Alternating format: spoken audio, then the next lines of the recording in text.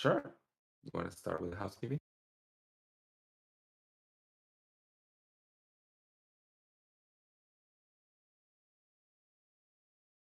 Go.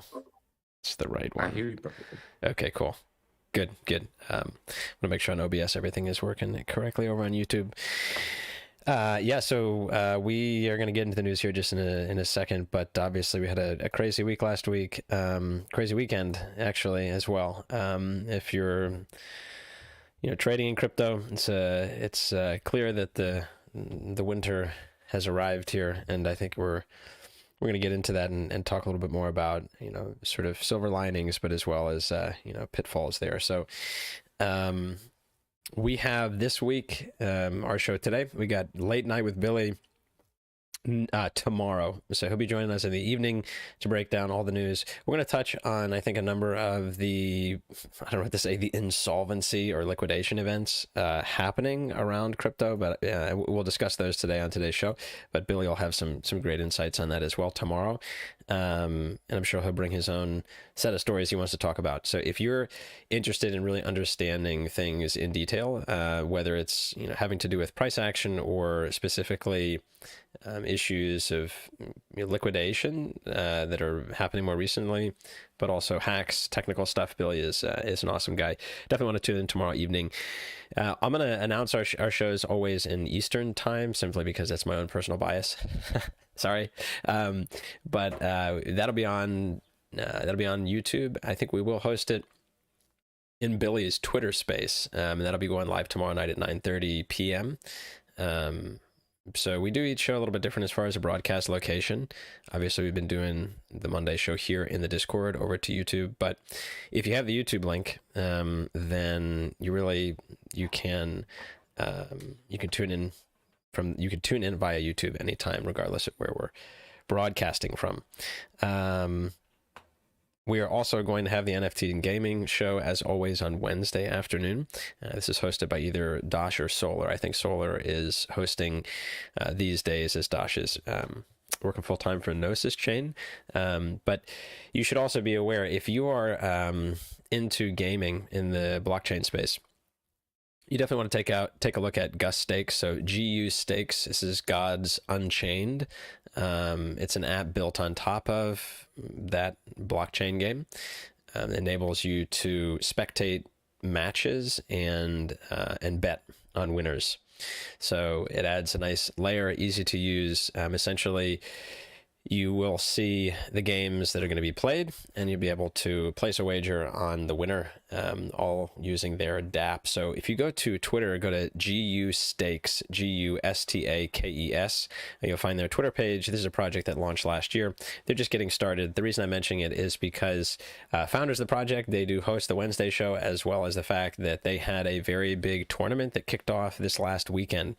They got tens of thousands of dollars worth of crypto that they're going to be giving out to winners in this tournament.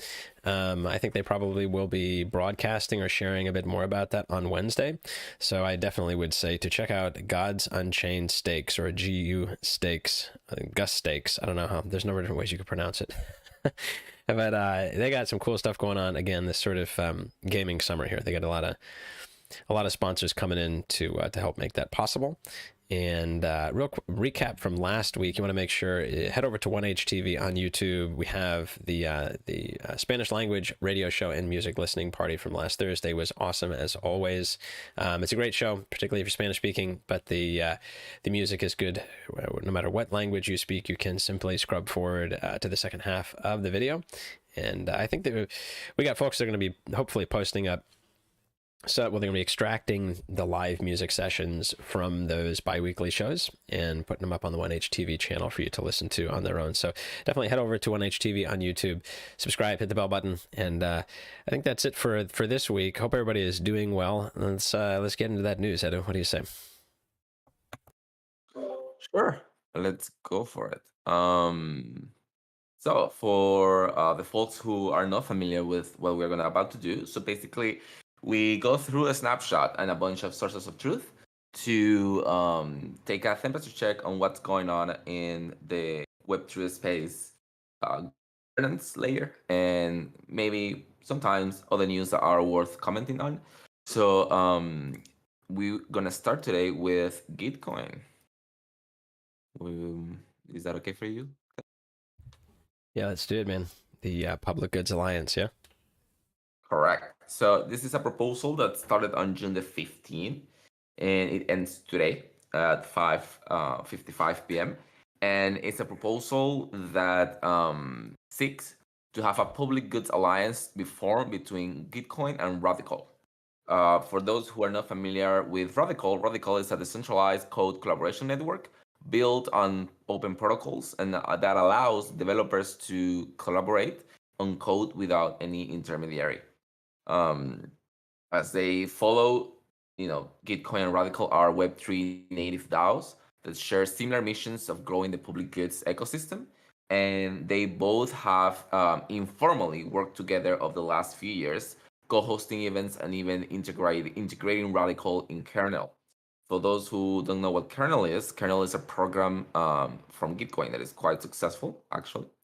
And this proposal comes from JAMA, a group dedicated to help the DAOs to take treasury actions. And JAMA engaged with key stakeholders from the Gitcoin and Radical communities to propose this public goods alliance.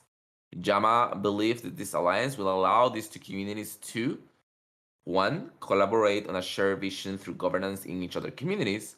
Second, develop synergistic features and products. Three, set a precedent for future community alliance. And fourth, diversify each other DAO's governance based. So this proposal passed with 3.5, or it's passing, sorry, it's passing with 3.5 million GTC on it, 95% of approval, and 160K for abstain. And there has been around 329 voters on this.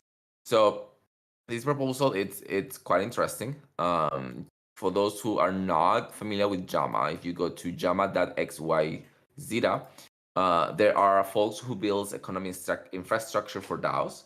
And it seems to be a different project. Have you heard of JAMA before, Ted, before we keep going?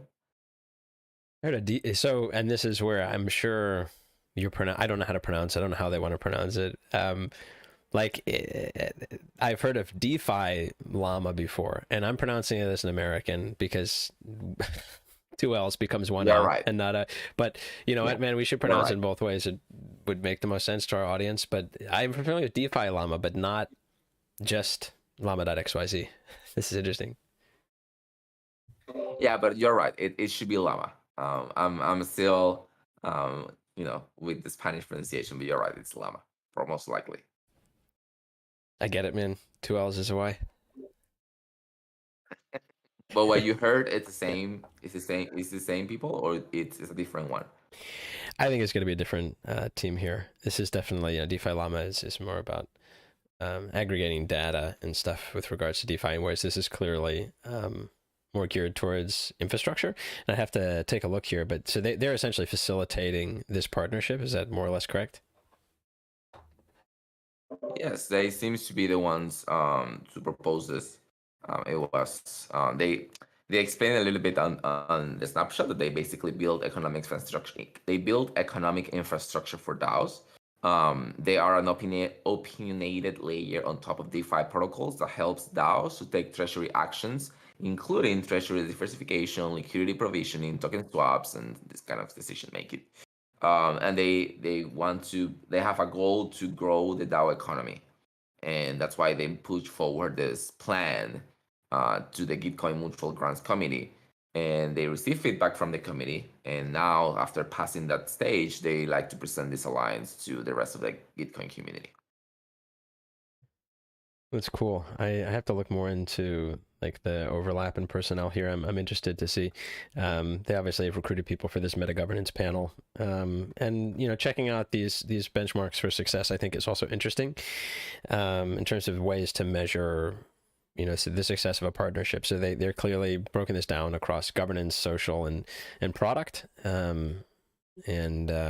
Yeah, I mean, if there's anybody in the audience in particular, GM to everybody, if you have insights on Radical or Llama in this case, feel free to share. Got questions, just drop them in chat. Yeah, and also Llama. So I'm still pronouncing Llama. Did you So say it the Llama way you has want to say this it? webpage. Nah, it's okay. And if you go to llama.xyz/community, they have a bunch of links, which is really nice, which is like their community work. So they list all the things that have helped. They have helped Aave with a bunch of stuff from the liquidity program for V2, strategy, smart contracts, treasury management vision, a treasuries analytics dashboard, management guidelines. They have helped Uniswap with a liquidity program. They have helped Gitcoin um, with financial reporting, treasury vision, and so on. They have helped Fay protocol. They have helped Index Coop. They have helped Friends with Benefits. And they also have a list of research done by the Llama contributors. Um, so it's really interesting because it seems like a very focused technical on finance level kind of space. And I don't know much more than that, but it seems like a good place to engage if you in these uncertain times. We could admit these uncertain times, these kind of spaces who provide this, insight and perspective to your economic decisions as a DAO. I think it's quite healthy. No, agreed, totally. I'd encourage people to check out their Medium as well. And yeah, they have a Substack as in addition to that is linked up through their Twitter. So if you check them out, llama community _ at llama community _ if you're watching on YouTube, you can see we're sort of crossing a number of pages here, but very interesting. And I think the partnership, Radical, obviously we are actually participating in the Radical matching round for GR14, so we're big up on Radical there, of course, and interested to see the partnership with Gitcoin going forward. It certainly is obvious the sort of synergy between those two organizations in terms of helping to promote building public goods. Correct. And the other thing that you mentioned that is true is the criteria for success for this partnership, which I realize since, as you mentioned, it gets divided in governance, social, and product. But it's very clear, very transparent, very sort of easy to follow up, like participation rate in each other governance votes, number of proposals, the impact of cross governance, and like number of co-sponsor events, community sentiment, number of development hours contributed to joint projects, and so on. So I feel like it's a really interesting collaboration because they are setting the expectations from the beginning, and they also have a rage quit options. Like in the event that one of the parties want to sort of reverse the deal after the grant has been executed, they will have to strike a new agreement and run this agreement through the governance process. They also explained that considering the operational complexities, the compromise of the future roadmap, and the damage of capital and goodwill the other communities may endure, the parties that initiate the reversal should reasonably expect less lenient terms, such as a partial return of the originally granted assets. And each DAO may choose to leave their alliance and return the tokens within 1 month of this proposal being executed. So yeah, they even have a rage quit option, which is something I have barely see in any of these token swap or these typical options that we have of token swaps that we see quite often. I rarely see these rage quit options incorporated on the snapshot. So Well, yeah. I guess I got two things here. First is on the rage quit option. It's interesting that they included this. It doesn't really strike me, actually. I think if I want to split, I don't even think of splitting hairs. I'm going to take issue with this. I don't think this is a rage quit option, right? Because the sentence clearly says if they wish to, reverse the deal, they will need to strike a new agreement and run it through the governance process. So in other words, it clearly leaves the door open for renegotiation or like readjusting this. But when I think of rage quit, it's like the ability to leave something independently and quickly, and that's not what this is, right? So it's interesting that they've called it that, and I think having an off-ramp is like, that makes a lot of sense, but I don't know. Maybe I'm splitting hairs, but I don't know if this is a rage quit Because like if you submit it to the governance process again, you know what I mean? It's like this is not. It would be an involved process, no doubt, that like both parties would have to agree to, and yeah. Yeah, I think the concept of rage quit, it's more about rage quitting this set of parameters that they have established. Not Right. necessarily the agreement, but the set of parameters that they have established. So you rage quit those parameters, then you are obliged to sort of renegotiate the parameters and agree to a new set. Yeah.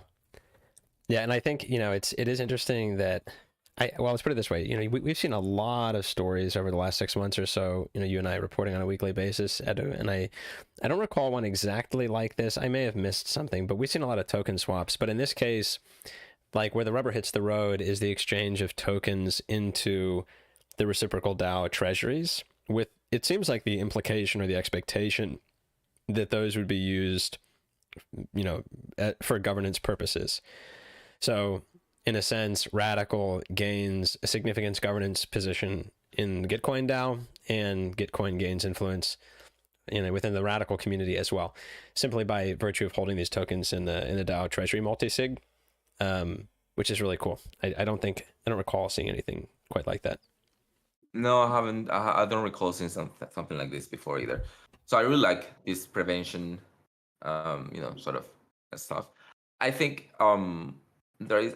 This was one of the latest news for today, but since we're talking about rage quitting, I think it could be worth mentioning. It's I don't know if this will alter too much or with too much of a hassle for you, Ted, but Go the for it, man. Merit Circle DAO is the latest of the links. I think it's worth talking about Merit Circle since we are talking about rage quitting an agreement that both parties agree before. So I don't know if you guys have followed this. It's not something recent. It passed last week, but it was the Merit Circle DAO. Now I'm struggling if I'm pronouncing the things properly, but it's the Merit Circle DAO versus YGG. And at the beginning, I really laugh about this because I read YGG, and YGG is a token engineer who works in my DAO, and I felt like, wow, YGG got into trouble. And then I read it was not about YGG. It was YGG. it was a completely different YGG. Thanks to the Lord. And so this how I found about this was not on a snapshot actually. I found this initially with a user called It's Team Connors. At that it's at hmm, at that it's Team Connors in Twitter, and he mentioned this headline which says a massive DAO just voted to refund in refund one of their investors who was owed a 30x return. So they then move on to explain a little bit about this proposal that was on the forum. So if we go back to where it all started, the first proposal, which is MIP 13, it starts quite harsh. And it was a proposal that started May the 26th, almost a month ago, and it ended May 28th. And it started like this. It says, this proposal aims to demonstrate the lack of value that YGG has provided the DAO since becoming a seed investor. It also aims to cancel YGG SAFT, refund their initial investment, and remove their MCC tokens. The author of this proposal proposes to find a solution to terminate the financial obligations the Merit Circle DAO has with YGG through removing YGG seeds token and refunding their initial 170k USDC contribution. Merit Circle has argued for a clause that will give time for Merit Circle and YGG to propose a solution that will be more beneficial for the DAO and all parties involved if of a just vote. So they proposed a clause, and they said the clause that in case of acceptance of this proposal, just with a clause, delays the proposed action by 2 weeks and gives a 1 week time period for a counter proposal. For reference, YGG and YGG co-founder invested 175k at a price of 0.032, which gave them 5,468 MC tokens in total. This was split between 100,000 directly invested through YGG and 75 invested through personal funds Nifty. So this was the initial proposal that was put on the forum. And if you follow the comment of Tim Connors on Twitter, he basically mentioned how this seems a little bit odd, and they specify that they wanted to cut YGG out before the unlock date when they could theoretically start selling their tokens. And he keeps following this, saying neither the original post nor the majority of comments made any mention of the fact that this was a contractual breach. Um, and he keeps saying there was one dude who popped in to mention that it will destroy the reputation and get them sued, and literally no one cared. Jill Guild, YGG, Jill Guild, comment on saying, "Hey, this wasn't an investor agreement. We are not required to give you anything except money. You can just change the rules and push us out." And then it keeps going and it keeps going, and basically they then move into a new proposal, which is MIP 14, that basically says, in the light of the recently passed proposal, because the other one passed, the Merit Circle DAO is obliged to renegotiate the terms of the financial agreement made between the DAO and Jill Guild Games, aka YGG. And this proposal votes on the following. The Merit Circle DAO buys out the YGG and Nifty Fund allocation, a total of 5 million tokens at 0.32 for a total of 1.75 million USDC. A legal agreement will be signed enforcing the buyout, offered legally and protecting both sides against future litigations. And this was voted as a yes, 100%. So this was really weird.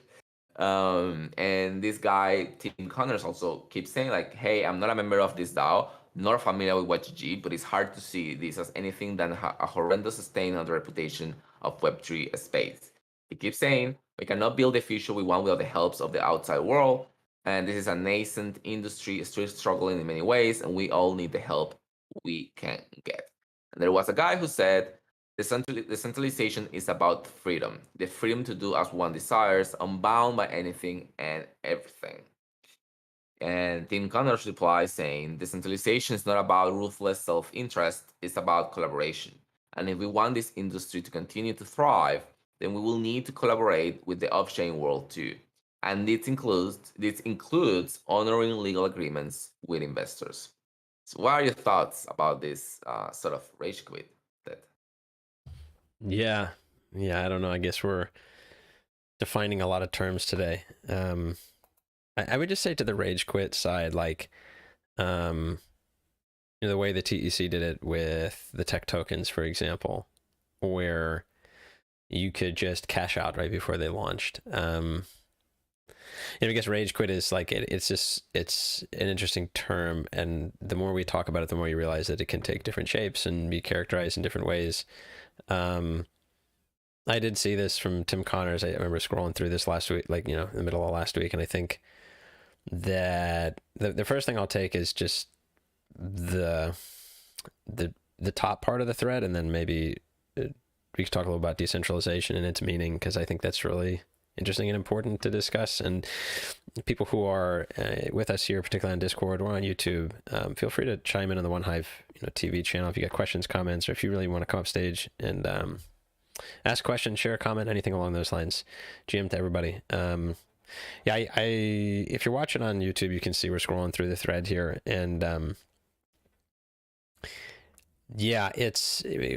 I know this sounds cliche at this point in time. A lot of people refer to crypto as the Wild West, but it strikes me that meant, like, people who operate with the mentality that it's the Wild West and the law ain't here, they're gonna get wrecked real bad, in my opinion. Like, you can't there's like I guess you could have like a conversation around just general, like, ethics and morality, but more importantly, and more to the point here, is like, I don't think that people are going to be able to get away with shit now that they used to think they could get away with, or even could get away. Like, you're looking at, even just by size, right? So this DAO, Merit Circle, which is fucking hilariously ironic, I'll just say that much, right? Like, just the name of the DAO. I mean, it's over 100k followers, YOLOing this, and shafting investors in this investing party. It just, obviously it's cavalier, right? It's not seeming to give an F, right? I know that there's going to be all those people that would chime in here and say things like, oh, this is what you get when you have anons or whatever, and some other bullshit like that. But, my feeling is that if I'm a big believer in karma in a sense, right? But even just in this space, the longer I'm here, the more I start to think that the space is quite small. Like there's really, there are a few key players, and things filter down. But ultimately, making a decision like this, the legality and the ethics of it aside, like it just seems like a massive self-own. Like you're kind of just screwing yourself, and so I guess it raises questions about projects that have hundreds of thousands of followers that have built over the last couple of years. Like, what is their long-term vision, right? Because this certainly says that this looks much more like a panicked sort of cash grab type of action, right? Or it's in the opposite way. You're screwing somebody else so that you don't have to take the financial downside or whatnot. And ranting a little bit here, but I feel like this is just another example about how the market psychologically can affect people and cause them to act irrationally, combined with the general frontier sort of Wild West mentality. Those two things combined, I think, are, in the words of Rick James, it's a hell of a drug. Specifically to decentralize. Yeah, go ahead, Edo. Sorry, I'm ranting too much. No, what do you think, man? No, it's okay. I think it's a bad precedent on the sense of it's not about an investor or YOLOing. It's about just fulfilling the agreement that you both agree on. And it felt like at the end, the Yield Guild, they did a joint statement and they agreed to this buyout of 0.32, and that they won't go to court and so on and whatever. Because at the end of the day, they invest $100,000 and they got 1.5 back. So it's not a bad return of your investment. They got a return of your investment, but it's not the same. They were subject to a 4-year vesting schedule. 4 years. That's a lot. It's not short time, and this was not. It's not the same as getting out of the project this soon. But I think it sets a bad precedent. Is what you said about the Wild Wild West, and this idea that this is the Wild Wild West, and it's not like if it's I'm not gonna say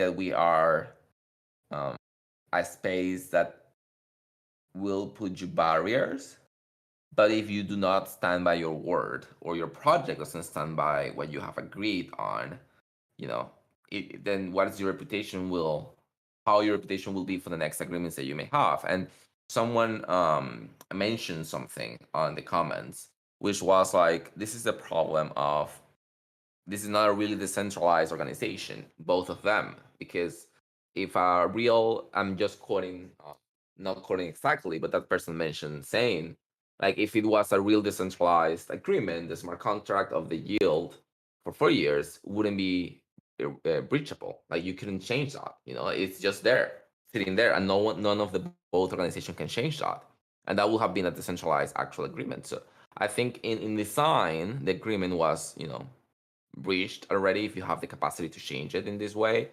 So I feel like there are some things about experimentation in Web3 that I find unique, but there are other things that are just a lack of respect to me. Like, I felt it's a lack of respect or maturity on the people who are putting forward these ideas. What do you think, Ted? Yeah, I would drill down even further on this defining decentralization.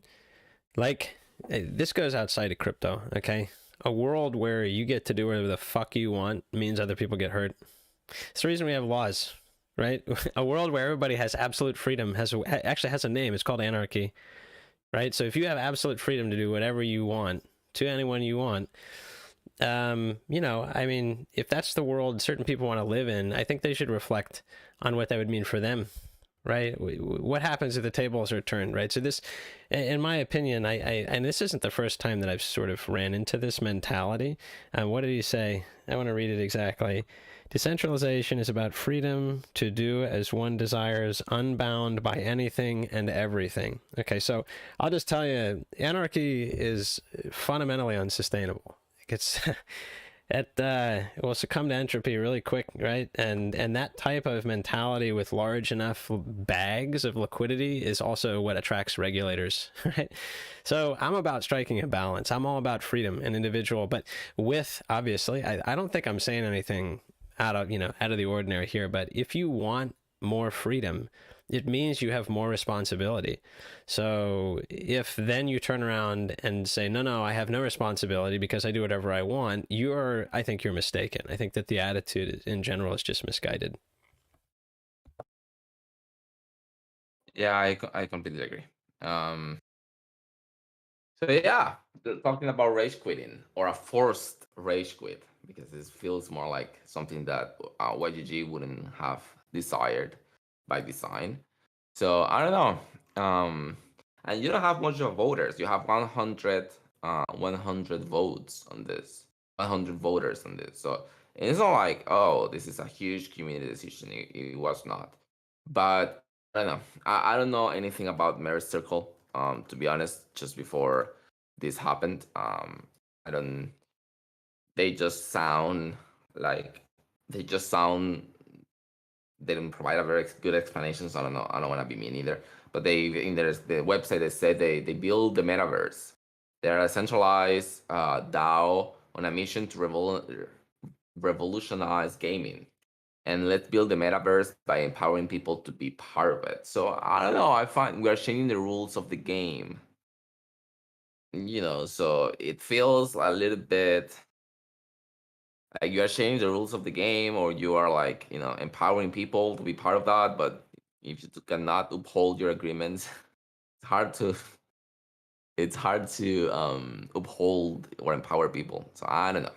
We'll see how things unfold at the end. It's funny too. I just had one more thought here, which is like, look, man, this type of chicanery, right, is not somehow unique to crypto. Okay, like this is this, but the difference is we're doing it all in the open here, right? So Right. it takes an additional level of, I don't know, chutzpah to do it, and I find that fascinating. Like I want to say I'm being a little bit negative, I realize, but like I also want to say this is not something that is unique to this space. I don't think. I mean, there's different ethos maybe that, I don't know, that may precipitate it, but I don't think so. I think that this is in a more traditional business sense, if you could, sometimes if you can get away with something, you will do that thing.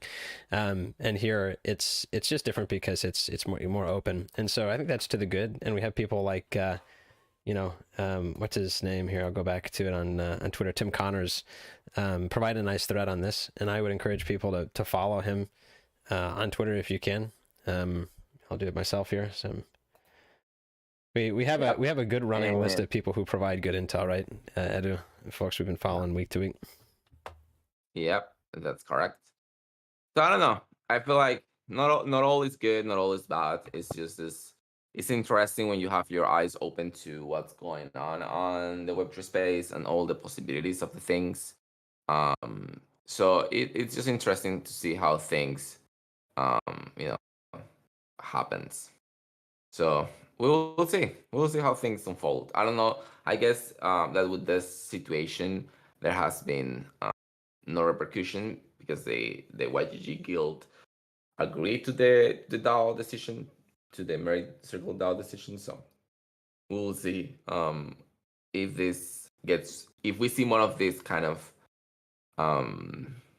this DAO decision making happening on the DAOs. I don't think this. Merit Circle doesn't seem to be a DAO like, let's say, Gnosis, that is so big or it has such an impact in the ecosystem that people will follow their example. This seems more of a niche space, so I don't think there will be a lot of follow up of this decision making. But still, it's sort of, it sets a precedent, so we will see how it happens. I just wish I just wish that a nice project doesn't enter to an investor, VC's table, and they say, "Sorry, we are not gonna make a deal with you because we saw this on Merit Circle now." That's the only thing that I hope won't happen. Yeah, and I think that it's funds and investors that are reading about stories or hearing about stories like this, I think they'll probably take additional precautions up front, right? So it could cut both ways. Yeah. Yeah. So let's move to some more positive stuff. Let's go to Aave community. So it's quite a simple proposal actually, and this proposal started on June the 14th, and it ended on June 19th, meaning yesterday. And it says that this proposal requests approval from the Aave community to award 50K USD bounty for a security disclosure by the Hack XYK team involving a misconfiguration of the fallback oracle on the Aave V3 markets. On April 19, the Hack the Hack XYK team reached BGD with a bug disclosure. They analyzed the code of the Aave protocol contract on GitHub and then its equivalent production deployment on the different V3 pools. The team noticed that when an asset doesn't have a price feed, or when the main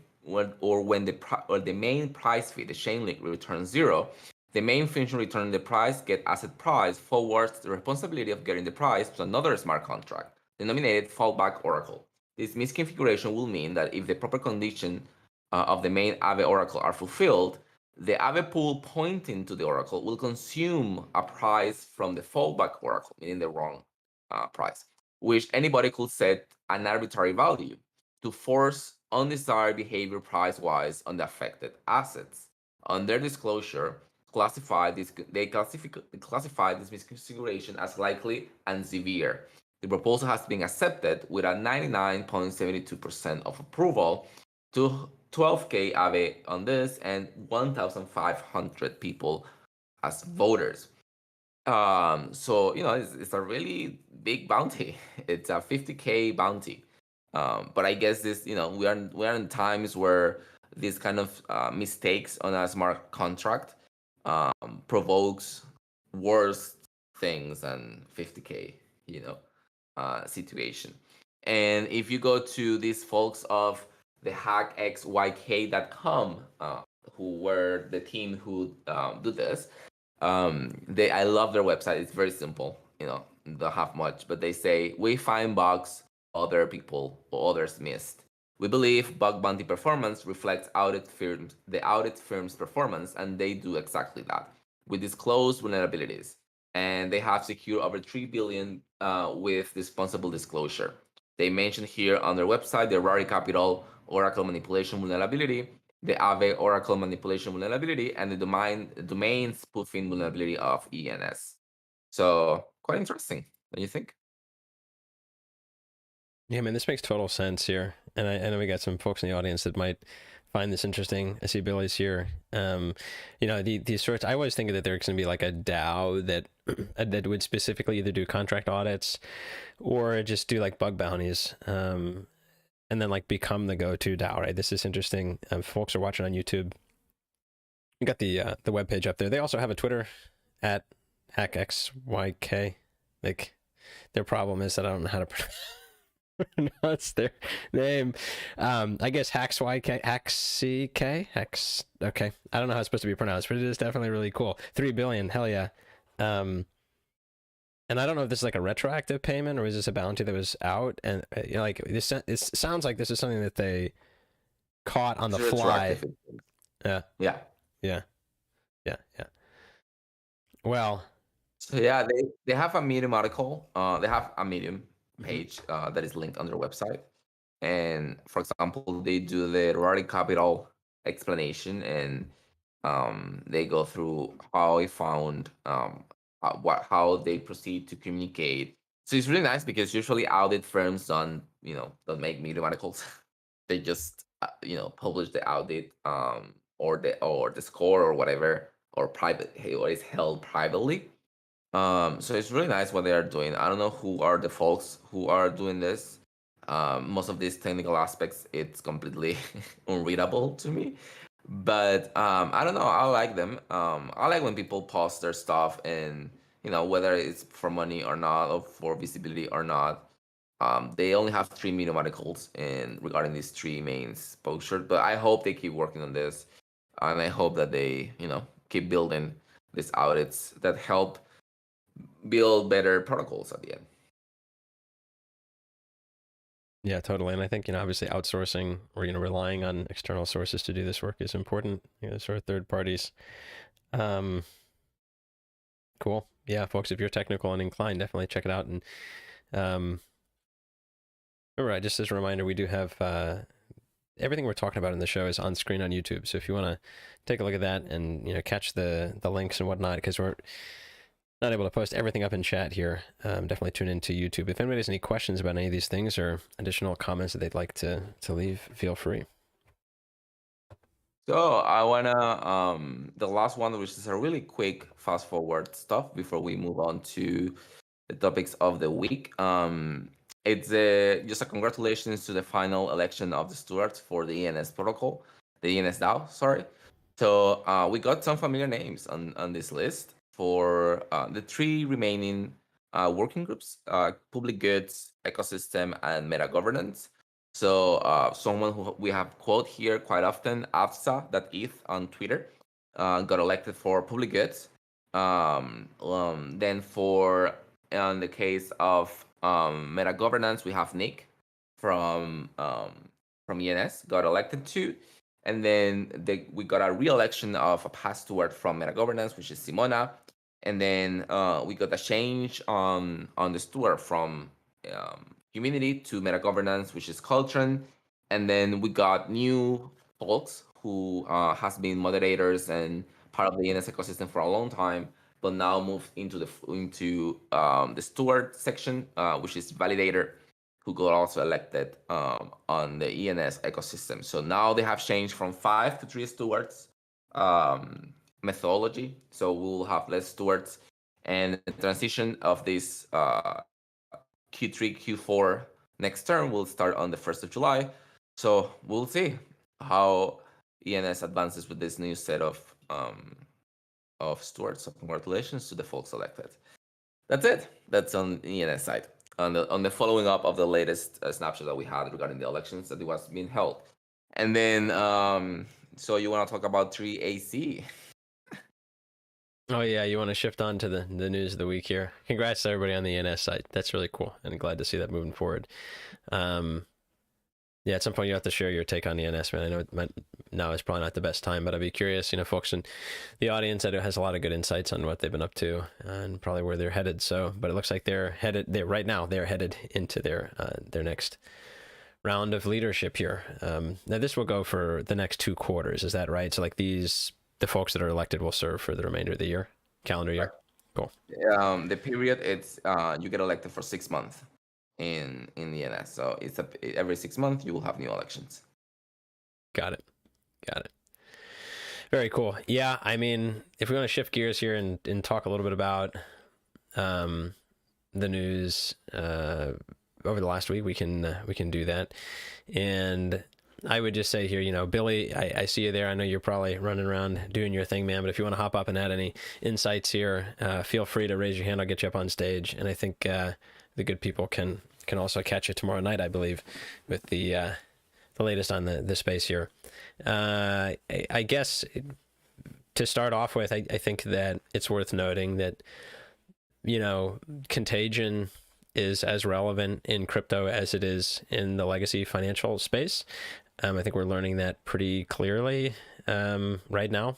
But, as Billy mentioned a couple weeks back, I think that the UST and Terra Luna meltdown was not limited to that event and not limited to like retail holders. It has these knock-on, cascading effects and other parts of the industry. So just to recap, right? Last week we touched a little bit on Celsius as they appeared to be, I guess, insolvent. And to my knowledge, they have not yet like enabled users to withdraw their funds. So I think that is still, as far as I know, is still, they'd play like Celsius has not solved their issues yet.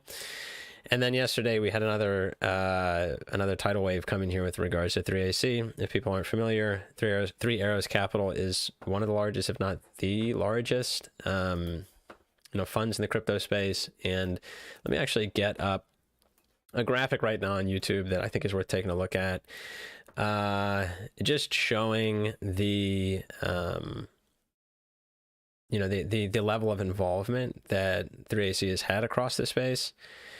And my understanding again is that more or less their concerns really began with the collapse of the price of Luna. I guess this is almost a month ago now. If not, these weeks go by quickly. But I think that marked the beginning, and then the concerns with regards to larger, price action, putting a lot of pressure on them. The exact mechanics of how this, how 3AC reached a point of potential insolvency, I think is not known entirely, and we'll follow this in the coming weeks and sort of give the lowdown on that. But I think if we're going to crystallize everything into like a single talking point or, soundbite, as it were, it's that leverage can get you, and if you're investing other people's money, and if your investments are of large enough magnitude, it could get you wrecked, right? So I think in a lot of ways, this seems to be what is behind the Celsius meltdown in some ways, right? I mean, how are you able to generate yield to provide to people who are depositing? Well, how do these folks make these insane returns? I think a lot of the answer has to do with the use of leverage and perhaps the, extreme use of it. And for those of you who don't know, I'm just disclosing right now, like I'm not a trader, okay? I leave that to other people who I know who are far better at than I am. But I would simply say, trading is probably not good for most people, and leverage trading is even worse. So on an individual level, it can really cause harm, and then I think on on this type of level, it can cause the individual. But on this level, it's going to cause harm to the industry as a whole. So just before I shut up here, I think one last thing to note is when if a liquidation event occurs, you're going to have forced selling, which means that it's not just that this is, bad for a large venture firm to get liquidated at a precedent and reputational level, but it's also negative for price action because the amount of capital that you're talking about here can really move the market. I don't know, Edu, what else are you thinking about 3AC? Yeah, I don't know.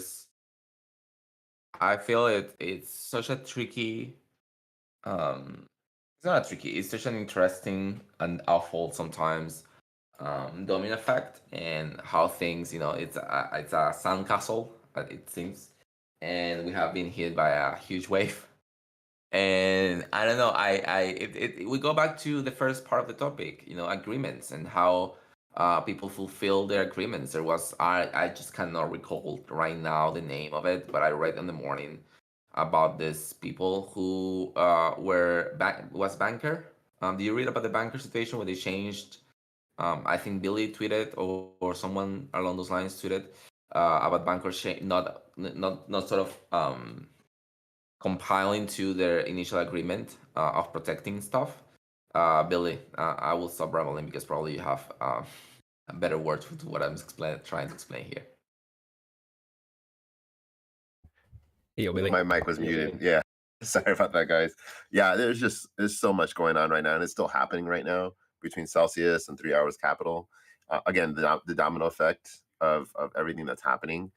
Celsius is still kind of trying to play the game right now, where they're trying to do anything to stay solvent in a sense. So there's backdoor deals that are kind of black box, which is obviously not CeFi. This is kind of the problem we're dealing with, all the CeFi black box things. We don't know what's happening until it's too late, right? So right now, the latest thing that they're doing was trying to do impermanent loss Bancor tokens.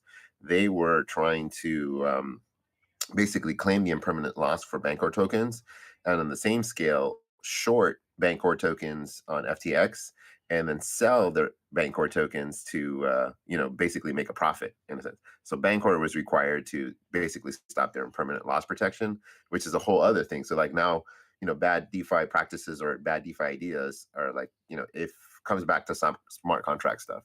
If it's going to be abused, plan for it to be abused in a sense. A smart move by Celsius, but really bad. And then 3AC, has their whole thing. They're being liquidated left and right. They've borrowed from all kinds of institutions. They've borrowed from BlockFi. They've borrowed from all different other locations, and they've all been liquidated in multiple aspects. So we still have yet to see what happens. I believe there's been some deals.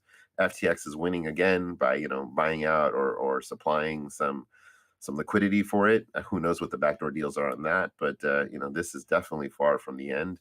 People are not.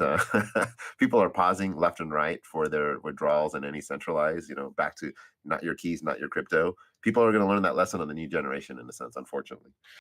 Yeah, man. I don't know if you see on the screen here, but Celsius wants you to know on their landing page that they are indeed the home for crypto. They're the home for people's crypto. Permanent home. I hope not. Jesus. I'm really rooting for them to do it, but they're doing some shady practices in a sense. But it's unfortunate. But this is a lesson when you give your crypto to somebody else, and they are doing something with it. It's not just sitting there earning yield. They have to do something with it. They just went too aggressive and too greedy, and they got burned too many times where it hurt them. And really with the the ETH and the Lido ETH, the staked ETH. Liquidity was 1-to-1 for a long time, and it still is 1-to-1. If you deposit, and I'm personally, not financial advice, but the the lopsidedness is you deposit 1 ETH, you get like 1.01 back in a sense. So like if you're willing to wait for the merge and then get your claim back later, there is potential profit. Same as Rocket Pool, you're getting like 1.1 back. Right. So if you're patient, you're good. But the problem was they deposited something that was going to take a year, and people wanted their stuff back before the year, so then they had to take a loss on that every time, and taking a loss in the millions. So that started the whole thing of like, all right, now we're insolvent in a sense because we deposited something that we're taking a loss on. But if they had waited a year, there'd be no problem. But again, if something bad can happen, you got to plan for it in a sense, unfortunately. Are you talking about Almeida's withdrawal from Celsius, a staked ETH? Or is this something different? Well, that's what started it all. But like you have the Lido Finance, which a staking Ether platform.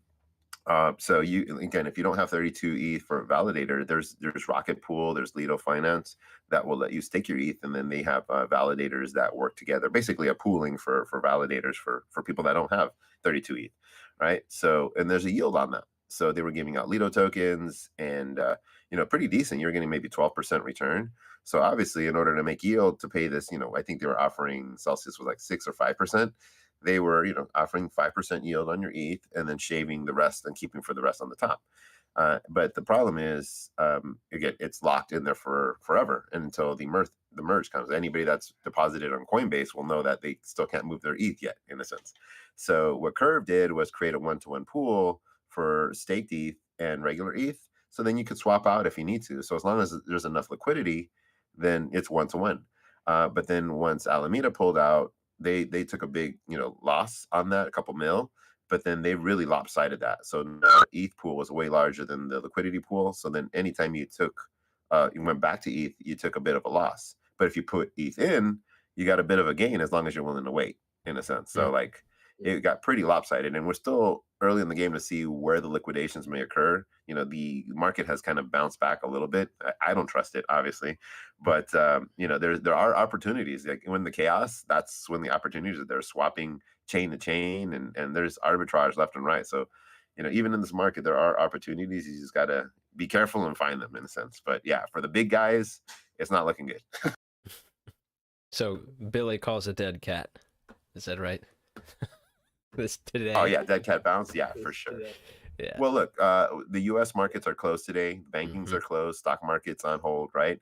The weekend has a nice little pump for whatever. I always think of that as like the final exit liquidity pump before anybody else removes contract. Build a little faith, and then come when the stock market's open, boom, we're gonna crash again. It's a 3-day weekend. It always happens. It's like almost historically predictable in a sense. It seems to like the same trick happens over and over again. Mm-hmm. Billy finds a pattern. Well, hey, I got a question for you, man. That's one thing. Go for it. When the merge happens, people will in other words, if you have staked ETH, it is not going to become liquid at the merge. It will become it'll be at a later date, correct? So like when the merge happens, correct. Right? Okay. I had associated those two things in my mind. You can, but you're gonna take a big loss. Yeah, right. Okay. I mean, once ETH unlocks for a lot of people, once it does, whether it's Coinbase, whether it's Binance, any location, I'm expecting another dump, because people have been buying it since 2,000, 3,000, 4,000, right? And they've been watching the price fall, and they're watching their stake ETH fall. And given the economy worldwide and all the other factors on there, there's a lot of people that are going to need some of that ETH, and as soon as they get it, they're going to have to dump it. So I'm feeling like there's going to be a little bit of a dump on that too. Who knows? It could go up all of a sudden. I don't know. But my general feeling is a lot of people's got a lot of ETH stuck somewhere, and they want to move it. And then once they have the ability to unlock it, there's going to be a lot of movement there.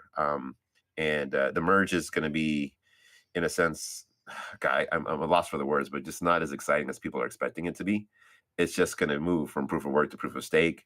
Things aren't really going to be much cheaper, especially if people want to test it out. It'll probably be more expensive in a sense, but it's going to be like a 4th of July firework party at your house versus one like at Disneyland or something. It's going to be very anticlimactic, so everybody will be happy, and it's an ultimate achievement, but in the world as the general user, it may make no difference, and that may spark no faith in it. It's like, oh, what happened? It was supposed to be faster, it's supposed to be cheaper, in a sense.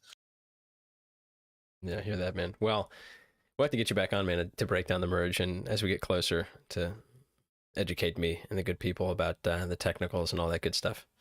But we are at the top of the hour here, and I want to transition and get Chris OG up here on the stage to chat about the Pokt network and the cool shit that they're up to. But I appreciate Edu, Billy. You guys are awesome. And Billy, you are going to be live tomorrow night? Or are we going to put tomorrow. Yeah. There's still so much to talk about. Yeah, man. All right. We'll be busy.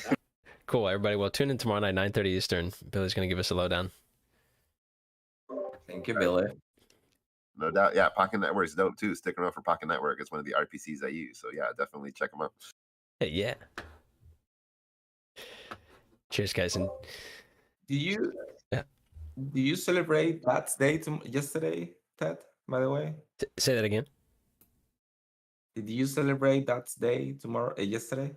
Oh, Father's Day. Yeah, we had Father's Day yesterday. Yeah. Congratulations. Appreciate you. Yeah, happy Father's Day to all those fathers out there. I know Billy is one of them. Yeah, thank you. And we got a new federal holiday today, right? Juneteenth. Yeah, it's what is it, Juneteenth? Yeah. It's an interesting holiday. Folks should read into it. I mean, it's of historical significance. So we do have the day off here, and we can see if Billy's right about the dump tomorrow. We'll find out. Only one way to find out. Let's see if I'm a wizard or not. You're a wizard, Billy. All right, guys. Cheers, and have a good rest of the week, and we'll talk soon. See you guys. See you later on. Thanks, Edu. Thanks, Billy. I mean, I will stay for... Oh, that's right. Yeah, you can hang. That's right, my man. That's right. Okay, let's do it. Well, GM to everybody here in Discord, if you're watching on YouTube, give us about 30 seconds. I'm just going to make a quick transition here. We'll get Chris up on stage, and we'll start talking about Pokt Network in just a second. So hang in there, and we'll be right back.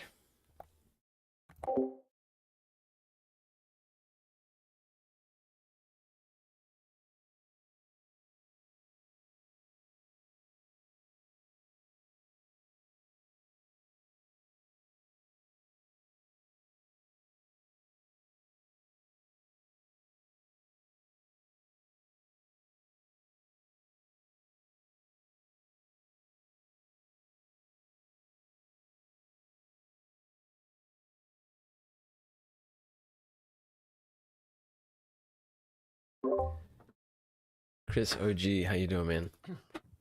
Hey, doing great. Can you hear me? I can. Yeah, perfect. Yeah, doing great. Good. Glad you could join us, man. It was I think we crossed paths. It was MCon, right? Last year where we connected, Yeah. I think. Yeah, that's right.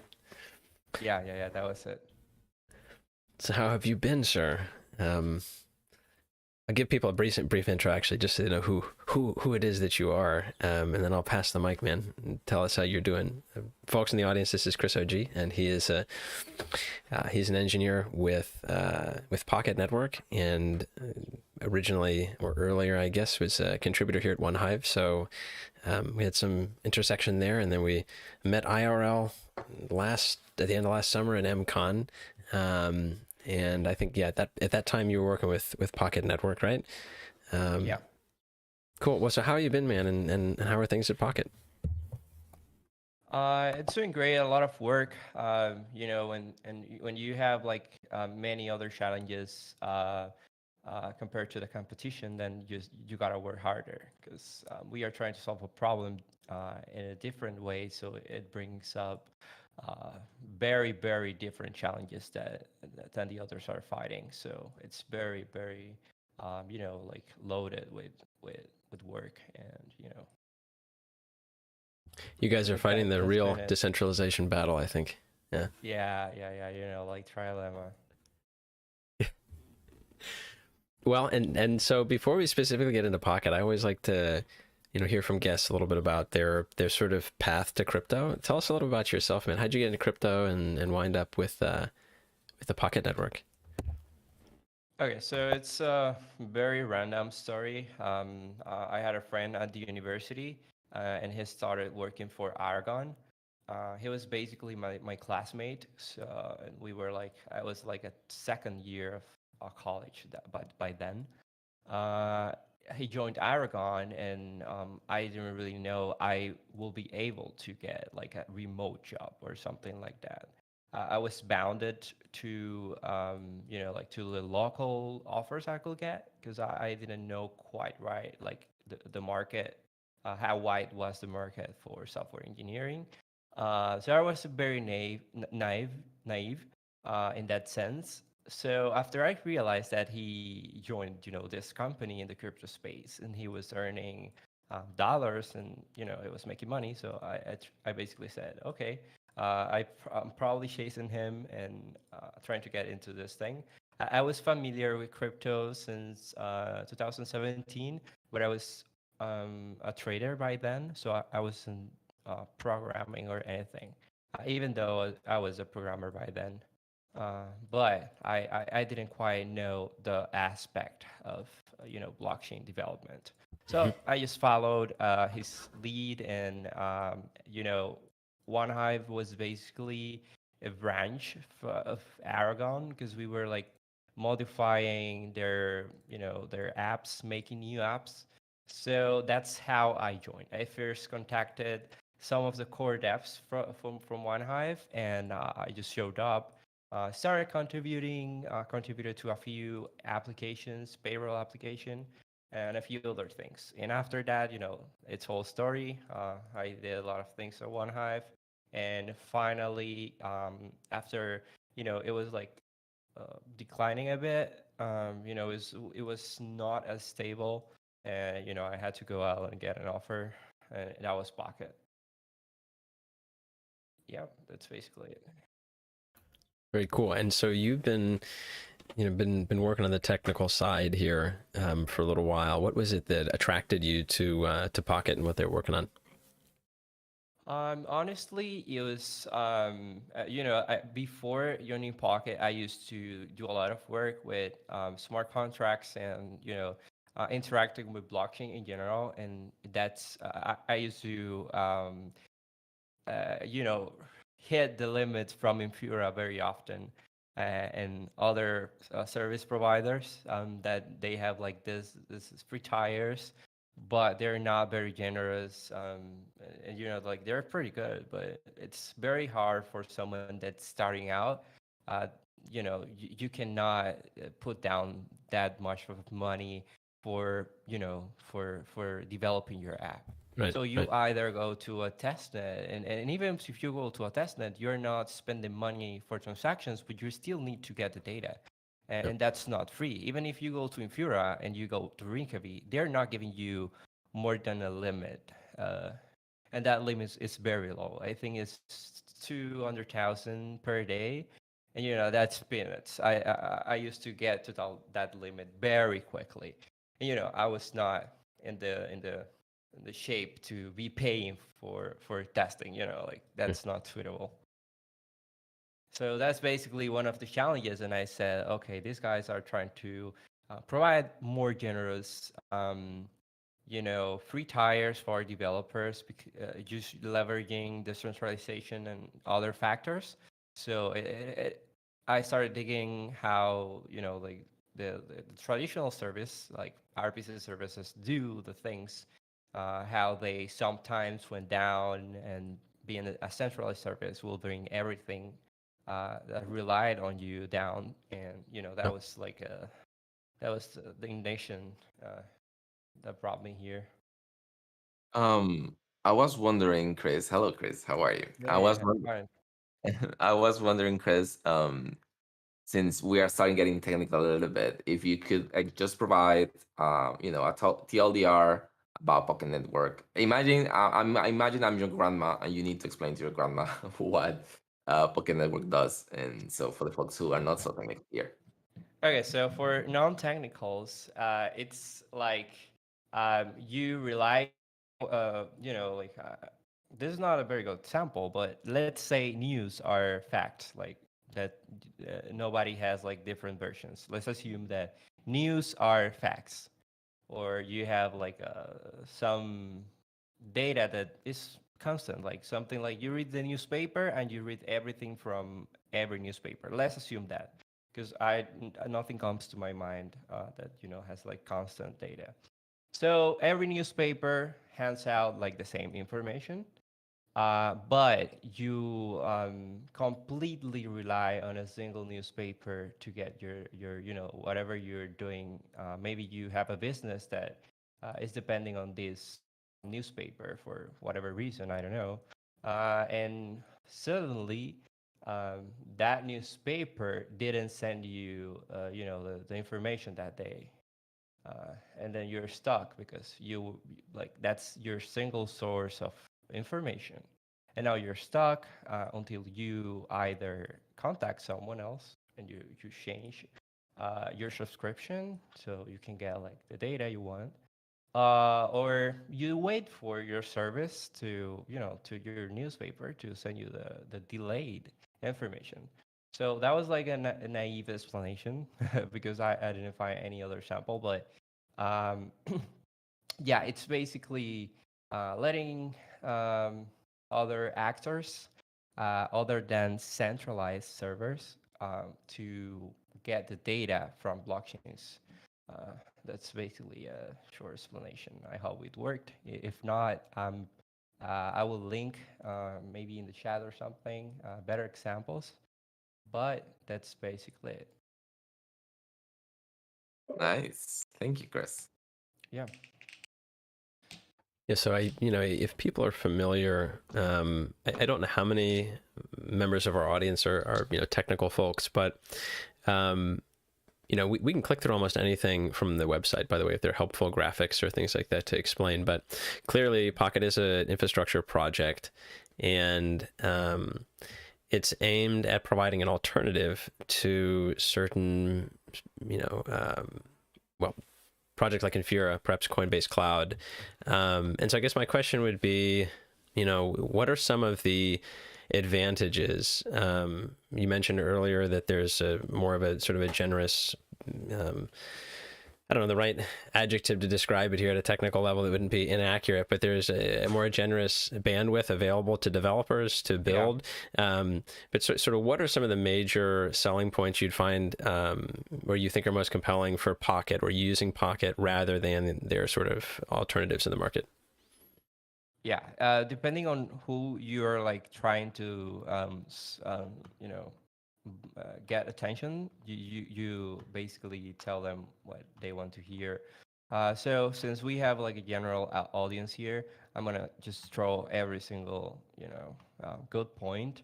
Go for it. I think like the most appealing for everyone is the one you mentioned. Like it's a very generous retire. It's like 1 million requests per day, and Infura is like 200,000. So it's 5 times the amount you get from Infura. This service is not the greatest service. It's like full service. You're not getting like low demand or whatever. Like you're not being limited at all. You get those as if you were paying. The other point is that you are not relying on um, that single service that could fail at some time. We've seen it before, uh, that it goes down, then all the apps relying Pocket. It's basically impossible because you're talking to a whole network of nodes. At this time, it's like 40,000 nodes, so it's pretty hard that you don't get an answer from that. Compared to whatever amount of servers other services have, like they don't have infinite amount of scalability, and Pocket does because we are not hosting these nodes. We are basically using the network. Another thing, and this is you get like very good performance, so you are not making big trade-offs. Um, Certainly, some centralized providers are faster, but we are, fast enough. So we are very, very, very, uh, very fast in that sense, considering that we need to make some trade-offs. And the fourth, I would say, you're actually contributing to a network of people, to an economy. So you're not just giving a profit to a company, then you're now an actor of a protocol where you can participate, you can disagree. We have a DAO, so everything that goes around in our service, you can basically be a participant, and you don't have that ability in Infura. They work as they want. They have their own priorities. They have stakeholders. Our stakeholders are people from the DAO, uh, and that's it. Like, uh, there's a lot of room for improvement. We push out features very fast, and it's, yeah, as I said, the DAO is our stakeholder, and we do our best to serve the DAO. So those are like 4 points, and they're all very interesting. So yeah. And can I ask you, Chris? Yep. So you are like as Ted mentioned, you're an infrastructure project. Like for people who are non-technical, like how they can engage with you guys, how like we, for example, we an hour, like just an hour before you join, we go through the snapshot and we talk about governance in other spaces. We would like to like just share an overview about how people can interact with the organization and also how your organization works in governance Yeah. level, any other level you want to Yeah, share. perfect. So the first step will be getting into the Discord. Our Discord is very mature. We have like guides. We have a special system to get people uh, into a boat.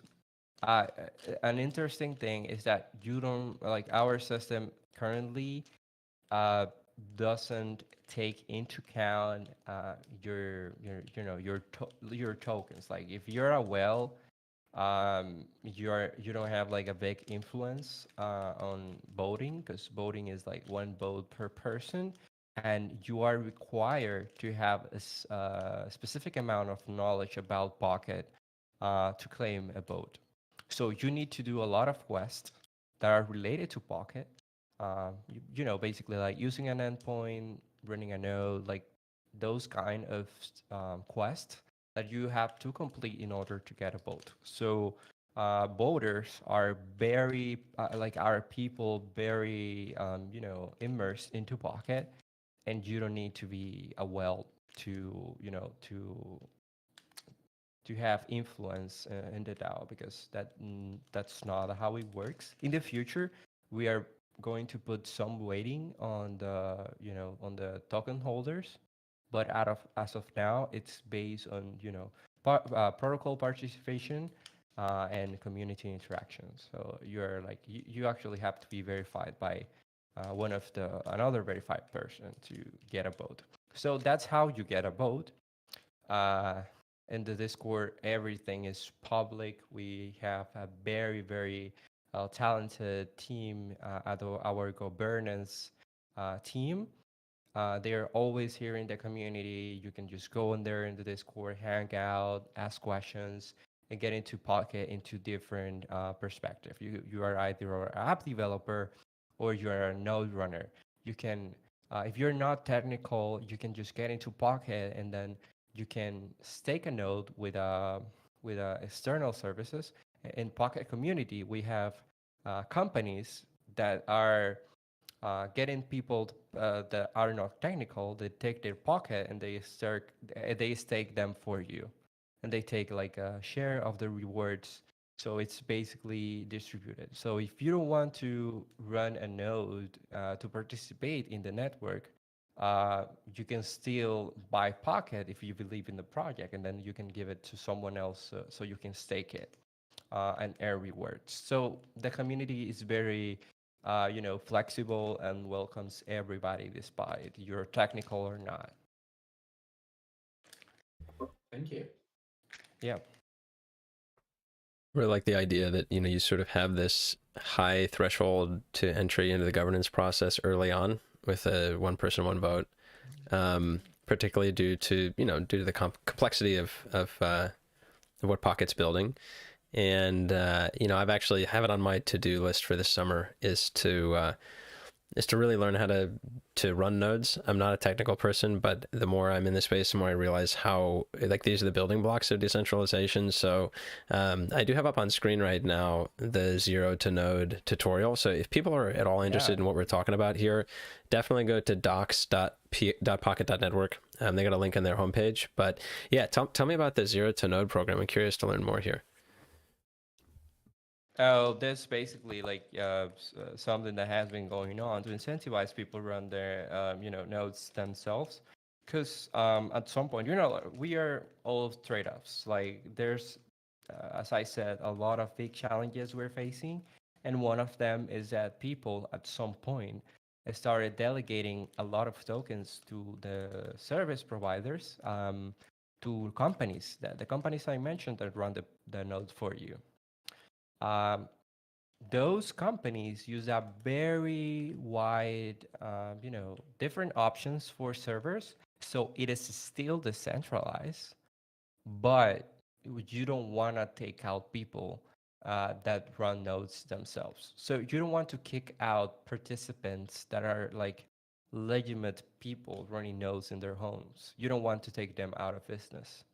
You still want to incentivize people that in their homes can run their infrastructure and share it using Pocket.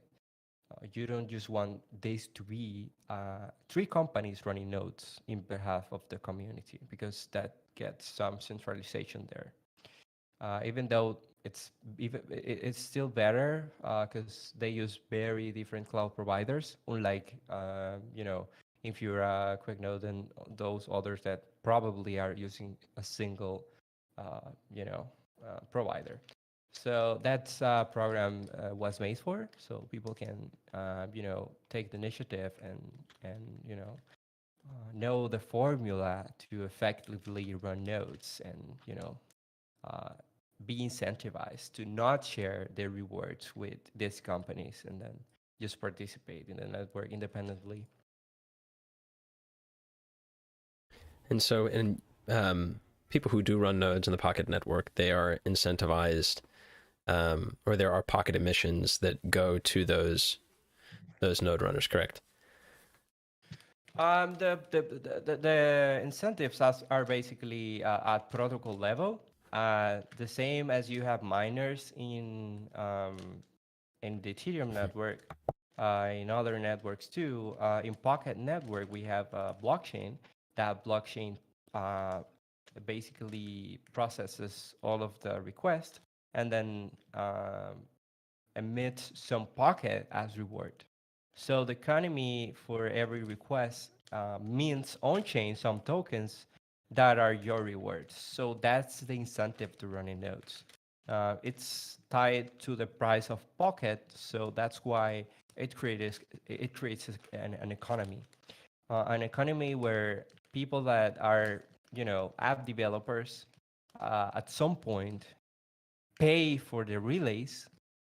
Uh, you know, Paying for release means buying Pocket, so you put some demand side pressure, and then nodes, when they profit, they sell in the market and they put some sell pressure. So ideally, you have a lot of people paying for requests, uh, and then you have the other side that is providing the infrastructure, selling for sustainability cost, and that's it. That you have like demand and supply, and then that's how pocket economy works basically.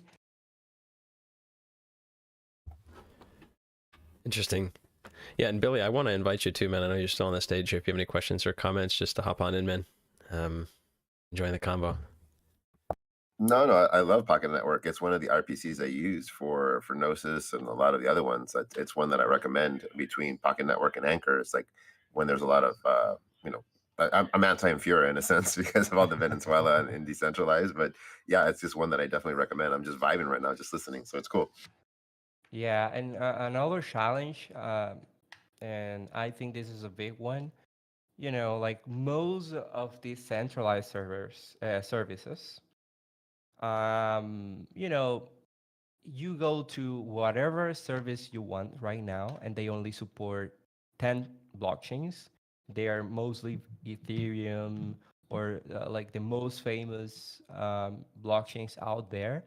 But at Pocket, we support 50 blockchains, 50 different blockchains. You are not gonna find any other servicer that has support for so much blockchains, and we are targeting for 100 chains by the end of the year. So you can basically have like this, like the flexibility that a protocol with that many people participating and caring about the project gives you. It's infinite scalability. You can add up chains very quickly compared to the burden that it makes to big centralized providers. You go to Infura, you go to QuickNote or whatever, and you tell them to add your blockchain. If you come up with something, and they're going to tell you that that's not possible, it's just complicated. It's gonna cost you 300,000, whatever, because you come out Pocket, and we put you in the queue because we want to support as many chains as we want. We don't have to pay for servers because that's the biggest burden I think for those centralized servers. Even if no one is using the service, they still need to pay. So we don't actually care about that. We have people in the network that are incentivized to run nodes. If there is traffic going to that specific chain, then nodes are going to be serving those chains. If there's not enough traffic, then they're not going to be running nodes, and the service will be not as good, but you still have service. So the ability to span to as many chains as you want is very, very powerful. We have onboarded like smaller chains, and they are very happy with the service. The community around around them is very, very powerful. And then we even have like a DAO proposal in Aave that is passed to use our service. So even DAOs can just put a proposal, talk to us, and just integrate. It's not the same as with those centralized servicers, because there you have deals, and then you have to negotiate. Even if you're a competition for whatever chain they're sponsoring, they're not going to get you onboarded, and Pocket doesn't care about that because we are not doing um, that kind of business. So it's very important for like our space to have those kind of protocols that are incentivizing people, and then the people do the job, and then you just have the protocol ongoing. You only have to care about the health of the protocol, and then it's all autopilot. Like people make their own decisions, and they have great service. Let me just repeat part of that back so that I make sure I understand it properly. It's almost as if, Pocket can, if they get a request to integrate a new blockchain, they can do that and then just leave it to the market, essentially. Like the market and the nodes will respond to that and either provide service or not. And so, correct. Yeah, very cool. Yeah, it's very open, and you can actually everything we do is open source. You can literally do a lot of things. If you want a feature, you can go to the repo and then create a PR, and we review it, and then that's a new feature. Like, it's open source, everything. Our service, website where you claim your endpoints, everything is open source. So that's very, very, very good factor in all of this. I don't know, like, if other competitors are like this, but I'm gonna tell you, like, this is very handy when you have everything to your eyes, and then you can contribute, because you're not gonna be crying because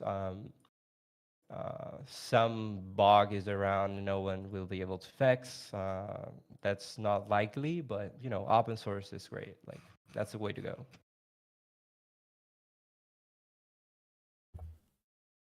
Oh yeah, well, I got some additional questions here, but Edwin, what do you think? Does anybody else want to chime in here? No, I think I pretty much got the questions answered. I have to go off, but thank you so much, Chris, for joining in, and I look forward to see you around. Hey, same, man. Thanks, Edu. Yeah, I have a question for sure.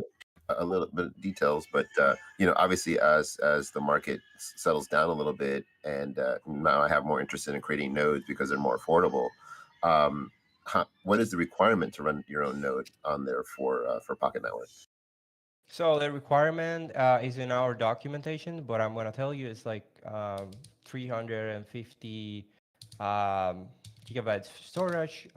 Ideally, you want a machine with 16 gigs of RAM, and then use like a good processor with decent CPU. But yeah, all of that you can find out on the documentation. But that's basically what you need to run a node. So another interesting part is that you don't need to, um, besides space, like the only thing that you need to allocate permanently is space. But you can share the CPUs between different nodes, because how the Pocket network works is like a lot of traffic coming. We have a lot of nodes in the network. How do we choose nodes to perform the work? And that's the part where you can have 20 nodes, but not all of them are going to be working at the same time, most likely. So you can share CPU, so you can be more, efficient, because you're not working every time, and then they basically use the CPU as they are, like, going up into sessions and getting work to do. So the only thing that you need to dedicate for each node is storage, but the CPU you can share between the nodes. So you can share memory, CPU, because that's not constantly doing the work. But for storage, you need to allocate 350 for each node. That's not bad. So ultimately, I mean, my general idea for spreading decentralization is obviously supporting people or encouraging people to have nodes. In the docs, is there going to be any type of like video tutorials of setting up a basic system on there? Is there any plans for that? Yeah. So what Ted was saying is that we even have like like a program with very detailed YouTube videos about getting from zero to node. So that's on YouTube. You can watch it, and they're like very detailed about how to get your node running. Like with these prices, it's even more appealing to just go ahead and participate in network, because back to a few months it was very expensive, and we were working around how to bring the cost of running a node more to be more affordable. But now it's affordable, so it will be interesting if people wanted to participate in uh, get into the Pocket community and not spend that much money. Yeah, folks, if you're ever on And maybe I YouTube, missed it. you can check out. They got playlists. I just yeah. uploaded. Mhm. But what are the incentives for all the listeners for running a node in a sense? Yeah. So that was in the protocol level. So we have a blockchain, and every node in the in that blockchain is doing work. So when you do work, your node is rewarded on chain. So you get Pocket on chain deposited to your address when you perform work. So every request you serve, you get minted 0.000. I don't remember the amount of Pocket. You usually get into sessions. We work in sessions. So every hour, an application is assigned one session, and it's 24 nodes. And the work is distributed among those 24 nodes, and then they all get rewarded on chain. So your wallet that has the staked node, validator node or whatever you're running, gets deposited Pocket when you perform work. And that's how the protocol economy works. Nodes are rewarded in Pocket, and apps pay in Pocket to get the service. So you have demand and you have supply. That's how it works. And it is an automatic process. As long as you get traffic in your session, you are getting release and then you're getting Pocket. So you are getting paid in Pocket for the work. That's incentive. That's awesome. Definitely. Anybody listening right now, I always recommend, run your own node. Again, not to be so anti-Infura or consensus, but we have to remember that Infura did block IPs in Venezuela. They're blocking IPs in Cuba. Who knows where else they're going to block in a sense. So we definitely want to have a decentralized network, definitely support. If you can afford a node, go for it. There's incentives. It's getting cheaper and cheaper not to do it. Yeah, and we don't do any of that about blocking. And if that happened, our thing is open source. You can basically run it and get the service the same way. Like you still get all the sessions that we are using to provide service. So you got the protocol. You cannot censor the protocol. You can censor front ends or whatever you want, but you can censor protocol. For other servicers, if they block you from their service, you have no access to the nodes. Impossible. In Pocket, you do have access. So if we were censored by somehow, I don't know, IP blocking or whatever, if something happens, you still have access to the protocol. And the protocol is where everything happens. We have a service that uses the protocol to serve, the relays, but everything is open source. You can run it, locally or whatever, and then you are up and running into the Pocket network.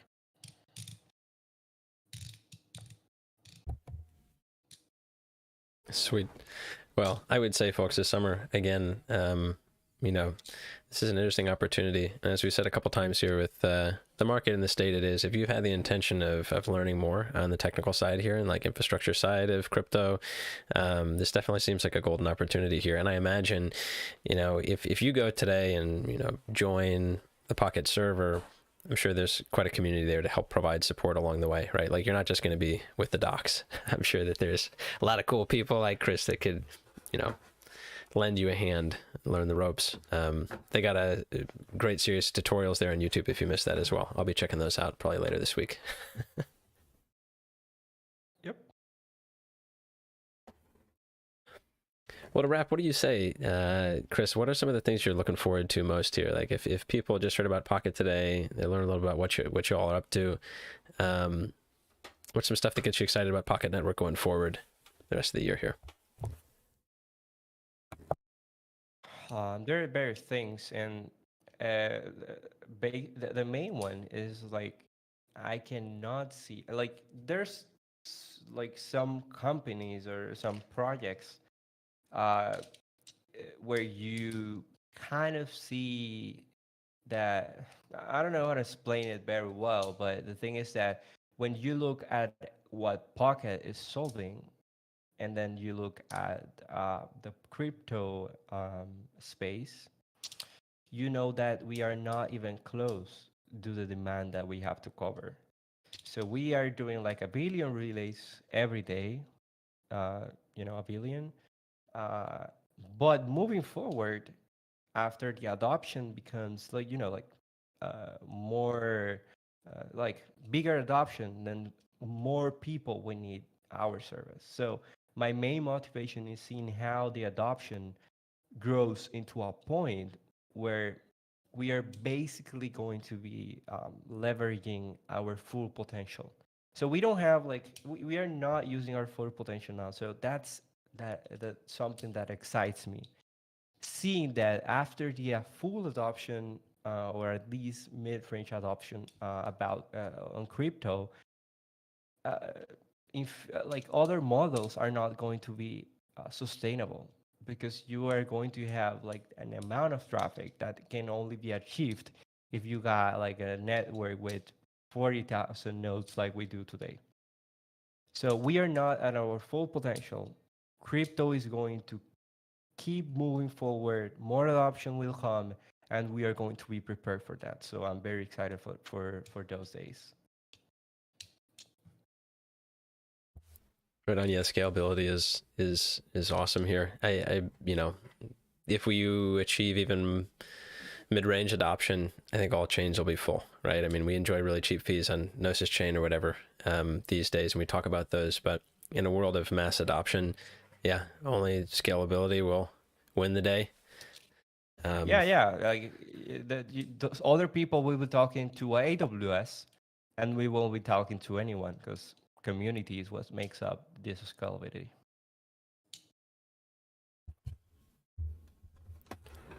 Right on, Billy. Got any other questions over there, sir? Anything else you want to touch on, Billy? While we got Chris with us here. No. I vibe with it. So again, if for people that are just curious that want to mess with it, I mean, definitely just try the RPC in general, just to see the difference of what's available and what's not. Sometimes the network RPCs get flooded, and sometimes your MetaMask or whatever wallet doesn't show up. Jump around RPCs, learn how to do that, and it's going to open your world to using the whole space.